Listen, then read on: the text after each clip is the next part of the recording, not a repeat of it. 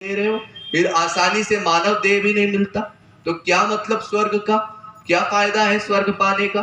इसीलिए जब अर्जुन ने पूछा भगवान से कि भगवान मैं क्या करूं, तो भगवान ने उत्तर दिया, हतो वा प्राप्यसि स्वर्गम जित्वा वा भोक्ष्यसे महीम।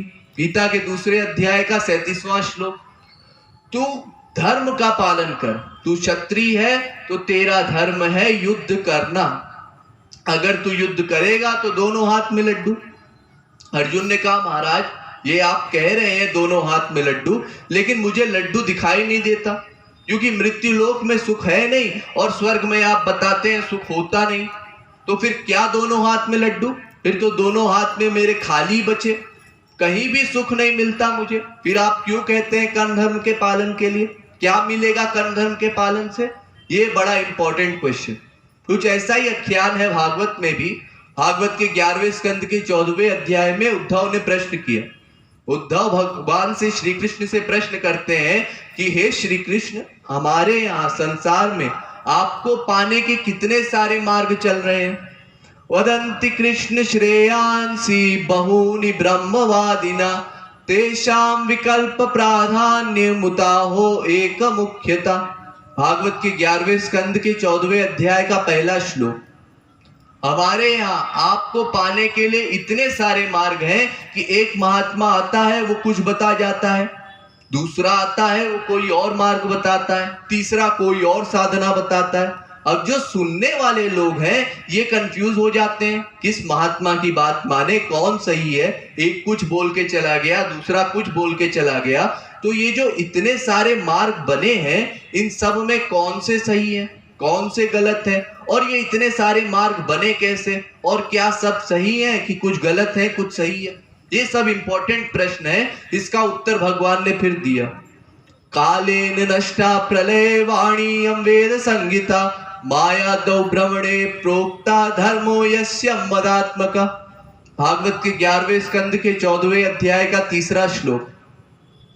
उद्धव, मैंने तो अपनी वेदवाणी से एक ही धर्म का निरूपण किया था, फिर क्या हुआ, मेरी उस वेदवाणी को सुनने वाले तमाम तरह के लोग थे, और जो जिस प्रकार का व्यक्ति था उसने उस प्रकार से उसका अर्थ कर दिया। जो सतोगुणी लोग थे उन्होंने सतोगुणी अर्थ कर दिया, रजोगुणी ने रजोगुणी अर्थ कर दिया, तमोगुणी ने तमोगुणी अर्थ कर दिया, और जो गुणातीत लोग थे, महापुरुष लोग थे, उन्होंने वैसा अर्थ कर दिया। ये तो जो जैसा था उसने वैसा अर्थ कर दिया, उसमें मेरी क्या गलती है। एषां प्रकृति वैचिर्याद् भिद्यन्ते मतयो नृणाम् यथा प्रकृति सर्वेषां चित्रावाचा स्रवन्ति। भागवत के 11वें स्कंद के 14वें अध्याय का 7वां और 8वां श्लोक। अरे यूं समझिए जैसे अगर मैं लेक्चर के बीच में अचानक से बोलते बोलते ताली बजा दूं, तो अब मेरी उस ताली का आप सब लोग अलग अलग अर्थ निकालेंगे। कोई सोचेगा कि महात्मा जी ऐसे बीच में कीर्तन कराना चाहते हैं इसलिए ताली बजा रहे हैं, कोई सोचेगा कि महात्मा जी लगता है कुछ भूल रहे हैं इसलिए जब महात्मा जी भूलते हैं तो बीच में ताली बजाते हैं, कोई सोचेगा कि महात्मा जी को किसी चीज की आवश्यकता होगी इसलिए उन्होंने ताली बजाई होगी, कोई सोचेगा कि कोई कीड़ा आ गया होगा इसके लिए महात्मा जी ताली बजा रहे हैं। ये सब अलग अलग अर्थ निकालेंगे। ऐसा क्यों, सोचिए जब एक छोटी सी ताली के इतने अर्थ हो सकते हैं तो भगवान की वेदवाणी का इतना अर्थ होना स्वाभाविक ही है। और कुछ मत तो बने परंपराओं से। फिर आगे भगवान ने कहा, पाखंड मतोपरे पारंपरेण के शांचित। भागवत के 11वें स्कंद के 14वें अध्याय का 8वां श्लोक। कुछ मत बने परंपराओं से। ये परंपरा क्या होती है, परंपरा कैसे चलती है।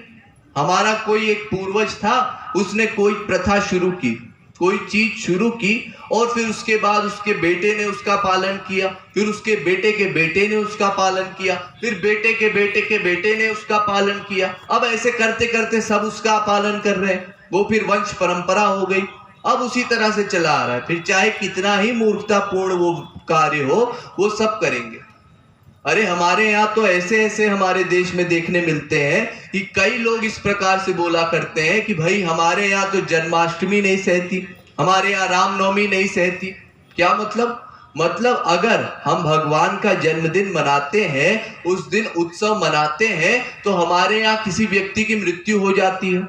इतने मूर्ख लोग भी रहा करते हैं हमारे संसार में कि वो ऐसा सोचते हैं कि अगर हमने भगवान का जन्मोत्सव मना लिया तो हमारे साथ कुछ अशुभ हो जाएगा। ऐसा क्यों सोचते हैं आप? अरे हमने सुना है अपने बाप दादाओं से कि हमारे कुल में ऐसे कोई थे, उस दिन जन्माष्टमी मनाई गई थी तो वो मर गए थे, तो जन्माष्टमी मनाने की वजह से उनकी मृत्यु हो गई, इसलिए अब हम जन्माष्टमी नहीं मनाते। ये क्या बात है जी? आप दिन में 50 तरह की गलतियां करते हैं, तब कभी ऐसा विचार नहीं आता आपके मन में कि अगर ऐसा करेंगे तो हो सकता है कुछ अशुभ हो जाए, कोई अनहोनी हो जाए, तब कभी ऐसा नहीं सोचेंगे। लेकिन भगवान का जब हम कोई काम करेंगे तब अवश्य सोचेंगे कि हाँ, भगवान का काम करने से अशुभ हो जाएगा। ऐसे कैसे अशुभ हो जाएगा जी? और अच्छा एक बात बताइए कि कितने दिन हुए, यानी इस सृष्टि को बने कितने दिन हुए? आपके कितने पूर्वज हुए होंगे? अगर हिसाब लगाया जाए तो 43,20,000 वर्ष का चतुर्युग होता है। 71 बार ये चतुर्युग बीत जाए तो एक मनवंतर होता है, और 14 मनवंतर बीत जाए और उसके 15 संधि कला भी, यानी 4 अरब 32 करोड़ वर्ष हो जाए। इतना समय अगर बीत गया तो इतना ब्रह्मा का एक दिन होता है, इसको एक कल्प कहते हैं, और इतनी ब्रह्मा की रात भी होती है। और इस दिन रात के हिसाब से ब्रह्मा 50 वर्ष का हुआ है अब तक। वैसे ब्रह्मा की आयु 100 वर्ष की है, अब तक 50 वर्ष का हुआ है। तो अगर ऐसे गणित लगाया जाए तो हमारे अरबों खरबों पूर्वज हो चुके, और ये जितने अरबों खरबों पूर्वज हैं, ये एक दिन पैदा भी हुए थे, एक दिन मरे भी थे, और हफ्ते में दिन 7 ही होते हैं। तो इन्हीं 7 दिनों के भीतर कुछ ना कुछ शुभ भी हुआ और कुछ अशुभ भी हुआ। फिर कौन ऐसा है जो कहता है हम एक भी त्योहार नहीं मनाते क्योंकि हमारे पूर्वज इस दिन मरे हैं? किसी ना किसी दिन तो मरे ही है, तो क्या आप एक भी त्योहार नहीं मनाते? ऐसा भी कोई नहीं। और अच्छा एक बात बताइए, कभी ऐसा भी हुआ होगा आपके अरबों खरबों पूर्वजों में कि किसी दिन आपके किसी पूर्वज के यहाँ कोई शुभ घड़ी हो, शादी हुई हो, और शादी होते ही जिस दिन शादी हुई उसी दिन दूल्हे की मृत्यु हो जाए? कितने घरों में ऐसा केस होता है कि शादी हुई और उसी रात दूल्हा मर गया। तो क्या कोई ऐसा कहता है कि हमारे यहाँ लड़की नहीं सहती, हमारे यहाँ विवाह नहीं सहता? ऐसा कोई नहीं बोलता। लड़की सबको कह सहती है। या कोई ऐसा हो कि उसको नौकरी में पगार मिली हो, तुरंत पैसा मिला हो और उसी समय उसकी मृत्यु हो जाए, तो क्या कोई कहता है भाई हमको पैसा मत दो, हमको पैसा नहीं सहता? पैसा सबको सहता है, लड़की सबको सहती है। ये भगवान ही फालतू पड़े हैं कि भगवान हमको नहीं सहते, कि जन्माष्टमी नहीं सहती, कि राधाष्टमी नहीं सहती, कि जन्माष्टमी नहीं सहती। इसलिए कुछ परंपराओं से मत स्थापित हो गए, तो वो लोग परंपराओं का पालन करते हैं। अब इसके बाद दूसरी बात, धर्म में के यश जानने। क्या मतलब? कुछ लोग कहते हैं धर्म का पालन करो, यश कमाओ, नाम कमाओ, मरने के बाद नाम रह जाता है। इंसान तो मर जाता है लेकिन उसका नाम हमेशा रह जाएगा। इसलिए ये लोग दान भी करते हैं, तमाम प्रकार का धर्मार्थ भी करते हैं, लेकिन एक सबसे बड़ी गड़बड़ी जो ये दान करने वाले लोग भी करते हैं वो ये कि अपने दान को ढिंडोरा पीट करके डिक्लेयर करके 10 जगह फिर दान करेंगे। ये सबसे बड़ी गड़बड़ी। एक मंदिर में भी कोई दान देगा तो पत्थर में लिखवा देगा कि हमने इस मंदिर में दान दिया है तो ये पत्थर हमको बचाने आएगा।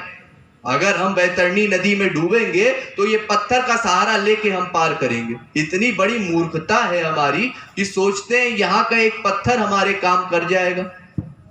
एक कथा है हमारे यहाँ कि एक बार एक कोई राजा था, वो दान के बल पर इंद्र बन गया। यानी इतना दान किया उसने कि दान के बल पर उसको इंद्र की उपाधि प्राप्त हो गई। लेकिन इंद्र बनने के बाद वो अत्याचारी हो गया, ऋषियों पर अत्याचार करने लगा।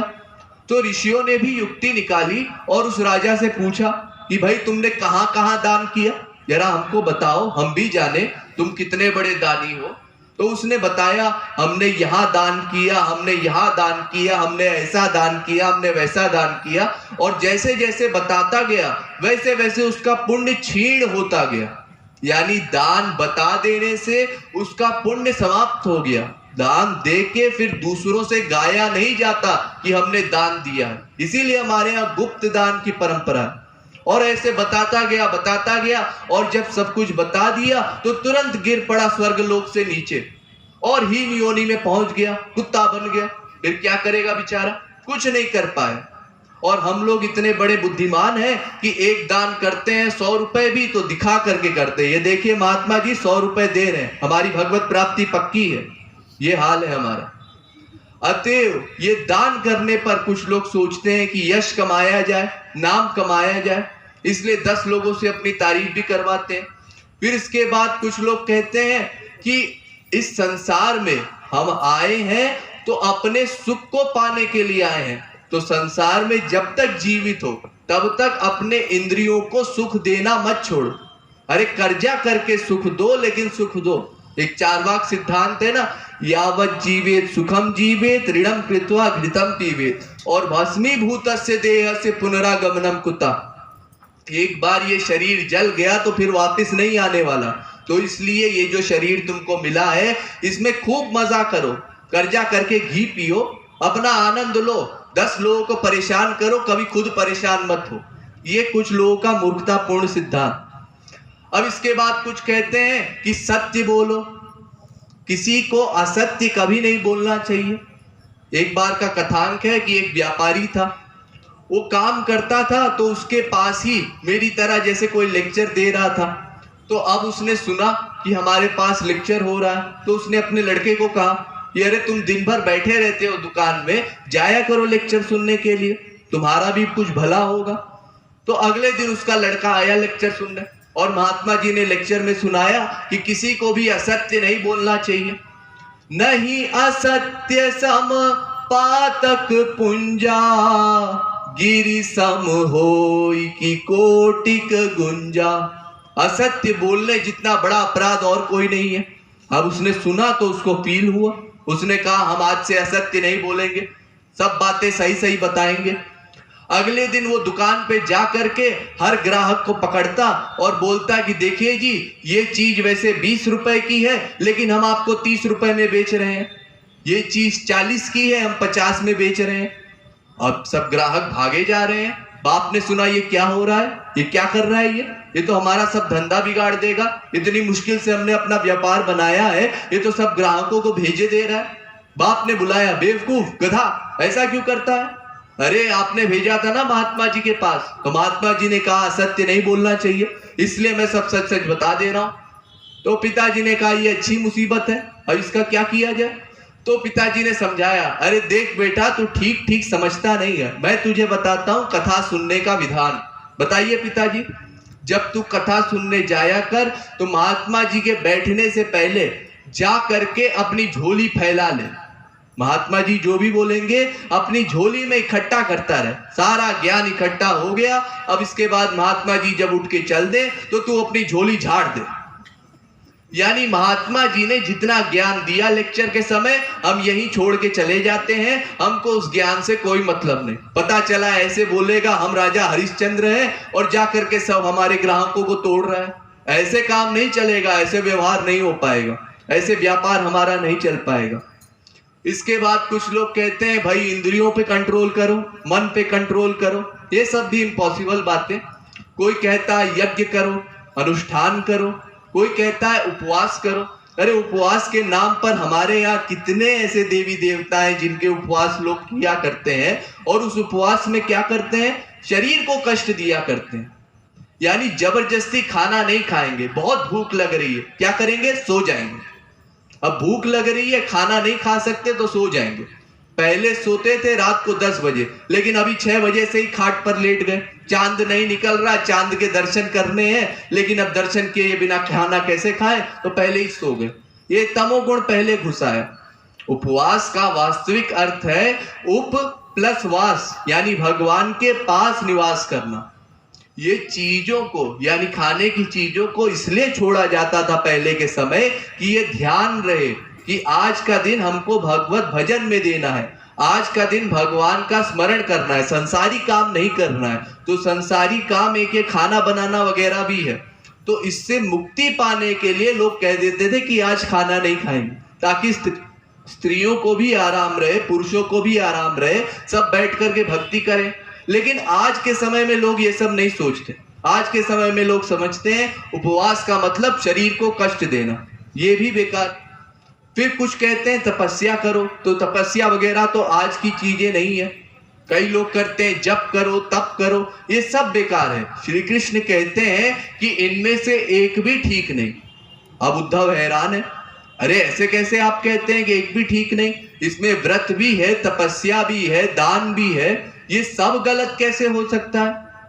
ठाकुर जी ने उत्तर दिया, केचित यज्ञ तपोदानम व्रतानि नियमान यमान आद्यंतवंत एवैषाम लोका कर्म विनिर्मिता दुखोदर का स्तमोनिष्ठा क्षुद्रानंदा सुचार्पिता। भागवत के 11वें स्कंद के 14वें अध्याय का 11वां श्लोक। ये किस लिए ये यज्ञ दान तप उपवास आदि तुम सब करते हो? इससे क्या फल मिलता है? पुण्य मिलता है। और उस पुण्य से क्या मिलेगा? स्वर्ग मिलेगा। और स्वर्ग क्या है? स्वर्ग आद्यंतवंत है, यानी स्वर्ग का आदि भी है अंत भी है।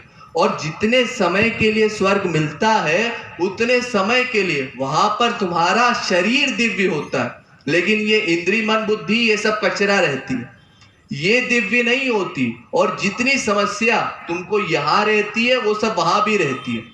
यहाँ पर जैसे हम दुखी होते हैं, अशांत होते हैं, पंच क्लेश पंच कोश त्रिताप त्रिदोष सब में हम परेशान रहते हैं, ऐसे ही स्वर्ग में भी ये सारी आदि व्याधियां सब भरी रहती हैं। ये सब कष्ट हमको वहां भी मिलते हैं, केवल शरीर का कष्ट नहीं होता, बाकी सब तरह के कष्ट होते हैं।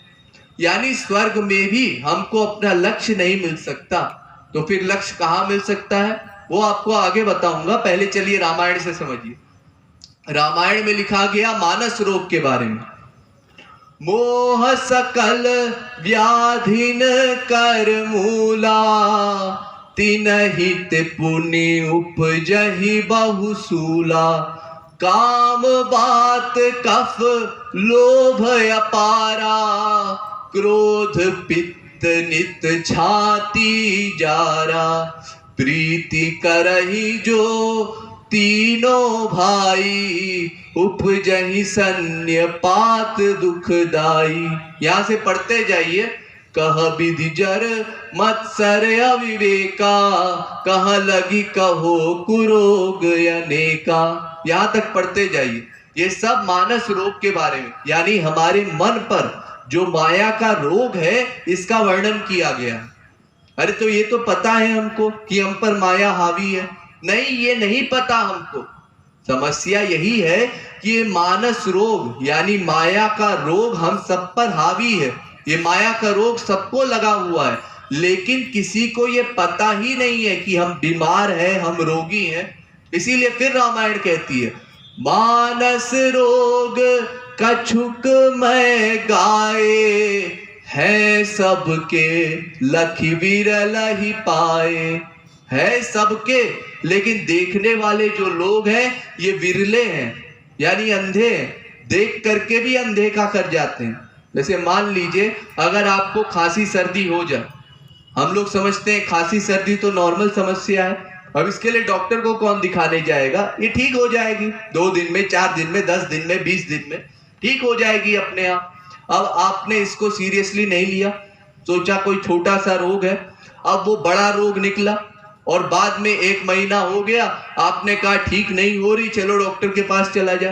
डॉक्टर ने कहा आपको कोविड हो गया है, बड़े सीरियस सिचुएशन में आप, या डॉक्टर ने कहा आपको टीबी हो गया है, बड़ी बड़ी बीमारियों का नाम लिया। अब आप घबरा गए, आपने कहा अरे इतनी बड़ी बीमारी हो गई है, डॉक्टर साहब हम बच तो जाएंगे ना? हाँ बच जाओगे, लेकिन जैसा हम बोले वैसा करना पड़ेगा। ठीक है डॉक्टर साहब हम सब कुछ करने के लिए तैयार। अच्छा एक काम करो 2-3 लाख का इंतजाम कर लो। ठीक है डॉक्टर साहब हम बिल्कुल 2-3 लाख का इंतजाम कर देंगे।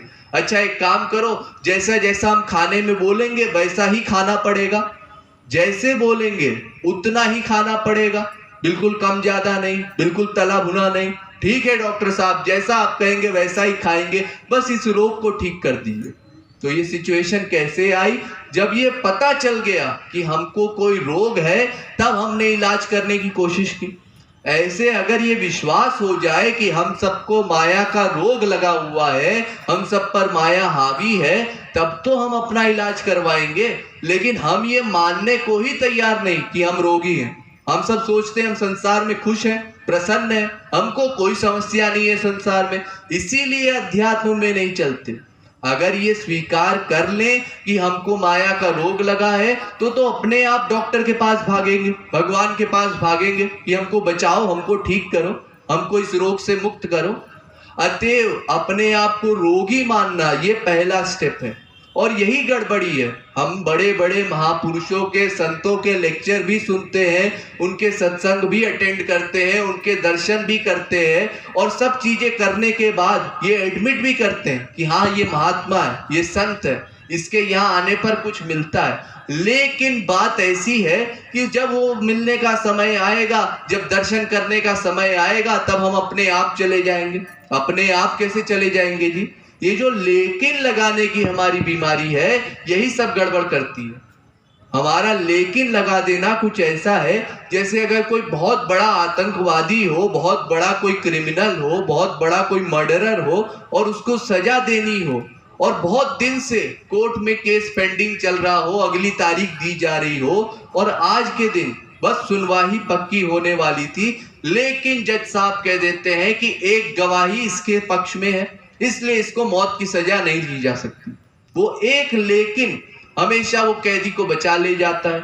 उसी तरह से हमारा एक लेकिन हमको भगवत प्राप्ति से हमेशा दूर रख रहा है। वो लेकिन लगा देने की सब गड़बड़ी है। इसीलिए फिर रामायण कहती है, नेम धर्म आचार तप जोग यज्ञ जपदान भेषज पुनि कोटि नहीं रोग जाहि हरिजान। ये रोग भी अपने आप नहीं जाएगा, इसके लिए अपने आप को रोगी स्वीकार करना पड़ेगा और महापुरुष के हिसाब से चलना पड़ेगा, तब हमारा काम बनेगा। ऐसे हम सोचे अपने आप ये रोग ठीक हो जाए, तो अपने आप कभी ठीक नहीं होता। अच्छा ठीक है, लेकिन इसका मतलब क्या? हमको धर्म कर्म का पालन करना चाहिए या नहीं करना चाहिए? एक तरफ तो भगवान कहते हैं कि धर्म कर्म का पालन करो, और वो मेरा दुश्मन है जो धर्म कर्म का पालन नहीं करता। दूसरी तरफ ये भी कहते हैं कि धर्म कर्म के पालन से स्वर्ग मिलता है, और वो लोग घोर मूर्ख है जो स्वर्ग में संतुष्ट हो जाते हैं। स्वर्ग में हमको अपने लक्ष्य की प्राप्ति नहीं हो सकती। अच्छा चलिए भगवान के कार्यों से समझा जाए, भगवान क्यों कार्य करते हैं। भगवान ने अपने कर्मों का उद्देश्य बताया, धर्म संस्थापनार्थाय संभवामि युगे युगे। मैं धर्म की स्थापना के लिए अवतार लेता हूं। इसका मतलब भगवान का अर्थ है कि धर्म का पालन करना चाहिए। भगवान से जब पूछा गया कि आपने वनवास क्यों लिया, तो भगवान ने उत्तर दिया, कौशलेश दशरथ के जाए हम पितु वचन मानि वन आए। हम अपने पिता की आज्ञा को मान करके वनवास आए हैं, क्योंकि वेदों में लिखा है पितृदेवो भव, पिता की आज्ञा का पालन करो। इसलिए हम धर्म मान करके, अपना पिता की आज्ञा को मान करके फिर वनवास आए। तो इसका मतलब भगवान राम आदर्श स्थापित करते हैं, धर्म मानना चाहिए। लेकिन दूसरी तरफ उन्हीं की श्रीमती सीता जी, इनका हाल मैं आपको बताऊं, वैसे तो राम सीता दोनों एक ही हैं, लेकिन लीला जगत में दोनों के अलग अलग पात्र हैं, अलग अलग लीला है, इसलिए मैं इनका नाम ले रहा हूं। नहीं तो गिरा अर्थ जल बीच सम कयत भिन्न न भिन्न, ये दोनों अभिन्न है। लेकिन लीला जगत में सीता जी की लीला देखिए कि जब राम जी ने वनवास स्वीकार किया और सीता जी से कहा कि सीते मैं वनवास जाऊंगा, तो सीता जी जिद करने लगी, नहीं हम भी वनवास जाएंगे, हम भी आपके साथ चलेंगे, हम आपके बिना नहीं रह सकते। राम ने बहुत समझाया, अरे तुम रुक जाओ यहीं पर, अगर तुम्हारा यहाँ मन नहीं लगता तो अपने पिता के यहाँ रुक जाओ, मिथिला चली जाओ, जनक के यहाँ रुक जाओ, लेकिन हमारे साथ मत चलो, जंगल मत चलो। तो सीता जी ने ब्लैकमेल किया, अगर हमको छोड़ करके जाओगे तो हमको जीवित नहीं पाओगे, बिना प्राण के ये शरीर नहीं रह पाएगा, अगर आप चले गए तो हम जीवित नहीं रह पाएंगे। अब राम जी क्या करें, बहुत समझाया, जब नहीं मानी सीता जी तो उन्होंने विवश होकर के कहा कि जो हट कराऊ प्रेम बश बामा, तो तुम दुख पावहु परिणामा। इसको चाहे पति का आशीर्वाद कहो, चाहे पति का श्राप कहो। अगर तुम जिद करोगी, हट करोगी, तो इसका परिणाम तुमको दुख ही मिलेगा, तुमको कष्ट भोगना पड़ेगा वनवास में। उन्होंने कहा ठीक है, भोगना पड़ेगा तो भोग लेंगे। ये देखिए, जब सीता जी का ये हाल है तो आजकल की स्त्रियां उनसे क्या प्रेरणा लेंगी? यही प्रेरणा लेंगी ना कि अगर पति 8 घंटे को ऑफिस भी जाता है तो पत्नी उसके पीछे पीछे जाए, वो कहे भाई हम आपके लिए 1 मिनट की भी दूरी बर्दाश्त नहीं कर सकते, अगर आप ऑफिस जाएंगे तो हम भी ऑफिस जाएंगे, फिर तो गवर्नमेंट सर खुजा खुजा के पागल हो जाएगी। ये तो डबल डबल वैकेंसी खाली करनी पड़ेगी, डबल डबल सीट देनी पड़ेगी मियाँ बीवी को। ऐसी कौन सी पत्नी है जो ऐसा कहती है मैं अपने पति के अलावा जिंदा ही नहीं रह सकती, पति के बिना जिंदा ही नहीं रह सकती? ऐसा तो नहीं होता हमारे संसार में। और जगदम्बिका सीता का ये हाल है, ये अपने पति की आज्ञा का पालन नहीं कर रही, ये बड़े आश्चर्य की बात। और इसके बाद लक्ष्मण जी महाराज, इनको भी समझाया राम ने कि देखो भाई, पिताजी की बहुत खराब तबीयत है, इस समय वो प्रजा का ध्यान नहीं रख पाएंगे, तो तुम पिताजी का साथ दो, तुम उनकी सेवा करो, तुम प्रजा का ध्यान रखो, क्योंकि जासुराज प्रिय प्रजा दुखारी, सो नृप अबसी नरक अधिकारी। तुम क्या चाहते हो, पिताजी को नरक मिले? अरे प्रजा का ध्यान दो, भरत शत्रुघ्न भी यहाँ नहीं है, तुम पिताजी की सेवा करो, हम तो समर्थ हैं, अभी युवा हैं, हम अपना ध्यान रख लेंगे। लेकिन लक्ष्मण जी का भी जवाब जरा सुन लीजिए। लक्ष्मण जी कहते हैं, नरवर धीर धर्म धुरी धारी, वेद नीति के ते अधिकारी, मैं पुनि प्रभु स्नेह प्रतिपाला, मंदिर मेरु की लई है मराला, गुरु पितु मातु न जानहु काहू, कहु सुभाऊ नाथ प्रति आऊ। ये धर्म का उपदेश उसको दीजिएगा जिसको बड़ा मर्यादा पुरुषोत्तम बनने की सनक चढ़ी हो। मैं मर्यादा वर्यादा में नहीं मानता, मैं तो केवल आपसे प्यार करता हूं, आपको मानता हूं, आप मेरे सर्वस्व हैं। मैं दशरथ को भी नहीं जानता कि कौन है दशरथ, आप बोलिए मैं अभी युद्ध करता हूं, अभी आपके लिए सिंहासन खाली करवाता हूं, कोई कुछ नहीं कर पाएगा। आप ही मेरे सर्वस्व हैं, आप ही मेरे भाई भी हैं, आप ही मेरे पिता भी हैं, आप ही मेरी माता भी हैं। बताइए, संसार में कोई ऐसी बात करता है, अपने पिता के लिए ऐसी बातें बोलता है? लेकिन लक्ष्मण जी महाराज ऐसी बातें बोल रहे हैं। तुरंत राम के मुंह पे ही धर्म का खंडन कर दिया। धर्म नीति उपदेश उताही, कीरति मूर्ति सुगति प्रिय जाही। जिसको अपना पुतला बनवाना हो ना, अपनी पूजा करवानी हो, वो ये सब ध्यान रखे कि धर्म का पालन ठीक ठीक हो। हम धर्म वर्म को नहीं मानते, हम केवल आपको मानते। ये धर्म का खंडन भगवान के मुंह पर, और भगवान चुप है, भगवान कोई जवाब नहीं दे पाए। लक्ष्मण जी को भी अपने साथ ले जाना पड़ा। अब राम सीता लक्ष्मण तीनों चले गए। अब पीछे भरत जी आते हैं और ये भी कैकेयी को क्या क्या श्लोक सुनाते हैं, ये तो आप सब जानते ही हैं। अन्यामाभिमां पापां कैकेयी दुष्टचारिणी, यदि मे धर्मिको रामो न सूयेन मात्र घातकम, जो हसी सो हसी मुंह मितलाई, आंख ओट उठ बैठ जाई।